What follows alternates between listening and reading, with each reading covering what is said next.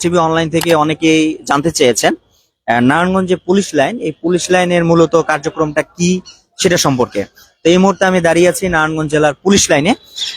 এই পুলিশ লাইনের যে শৃঙ্খলা, প্রশিক্ষণ এবং জননিরাপত্তার এই কেন্দ্রবিন্দু হচ্ছে এই police line.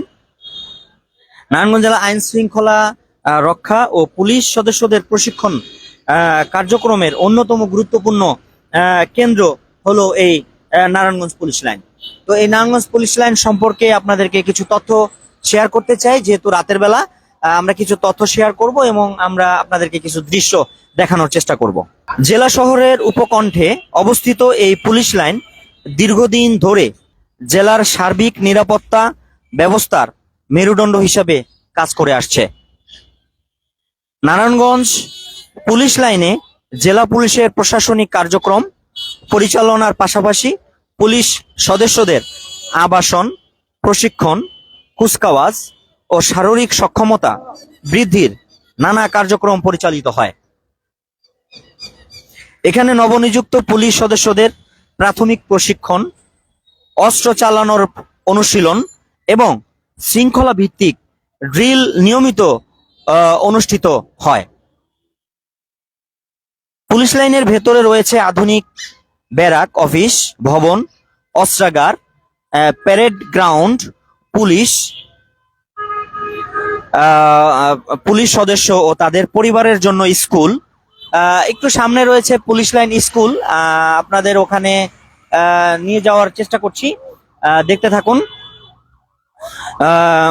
School, day care centre এবং বিনোদনের ব্যবস্থাও রয়েছে। ফলে এটি শুধু একটি প্রশাসনিক কেন্দ্র নয়, বরং একটি পূর্ণাঙ্গ পুলিশ কলোনি হিসাবেও পরিচিত।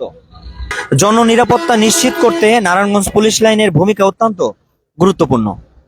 এখান থেকেই জেলার বিভিন্ন থানা ও ইউনিটে জনবল বন্টন, বিশেষ অভিযান পরিকল্পনা এবং জরুরি পরিস্থিতিতে দ্রুত রেসপন্স টিম পাঠানো হয়।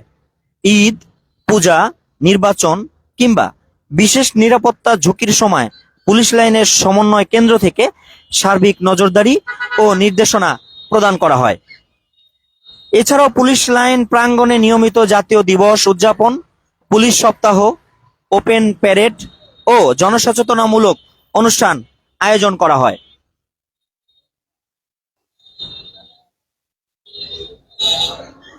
এসব আয়োজনে পুলিশের কার্যক্রম সম্পর্কে সাধারণ মানুষ অবগত হওয়ার সুযোগ পান এবং পুলিশ জনগণের মধ্যে সম্পর্ক আরো দৃঢ় হয়।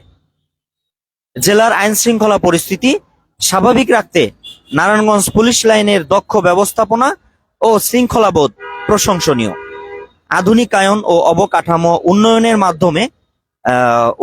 মাধ্যমে ভবিষ্যতে এই পুলিশ লাইন আরো কার্যকর ভূমিকা পালন করবে বলে সংশ্লিষ্টরা আশা প্রকাশ করছেন। তো আমরা লাইভ শেষ করব, এখানে আমরা যদি লাইভটা শেষ করি। দর্শক, আমি এই মুহূর্তে দাঁড়িয়ে আছি নারায়ণগঞ্জে পুলিশ লাইনটি রয়েছে। পুলিশ লাইনের আমার হাতের বামে কিন্তু এখানে একটি বুথ রয়েছে।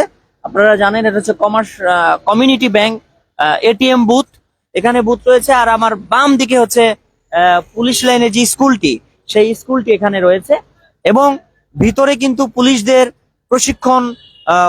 প্রশিক্ষণ দেওয়া, তারপর হচ্ছে থাকা খাওয়ার ব্যবস্থা এবং এখানে যে বন্দুক চালানোর যে প্রশিক্ষণটা, এখানে বিভিন্ন ধরনের খেলাধুলার আয়োজন, সবকিছু কিন্তু এখান থেকে পরিচালনা করা হয়। এবং নারায়ণগঞ্জের টোটাল আইন শৃঙ্খলা পরিস্থিতির কোন দিকে কি ভাবে পুলিশগুলো ডিউটি পালন করবে তার নির্দেশনা, তার প্ল্যান পরিকল্পনা সবই কিন্তু এখান থেকে করানো হয়। তো police line, Narayanganj police line সম্পর্কে এই ছিল আমার কাছে তথ্য। আজকের লাইভে এ পর্যন্তই, আবারও নতুন কোনো লাইভে যুক্ত হয়ে যাব আমি শেখ জাকির আহমদ। সে পর্যন্ত সকলে ভালো থাকুন, সুস্থ থাকুন এবং জেড টিভি অনলাইন লাইভ চ্যানেলের সাথেই থাকুন।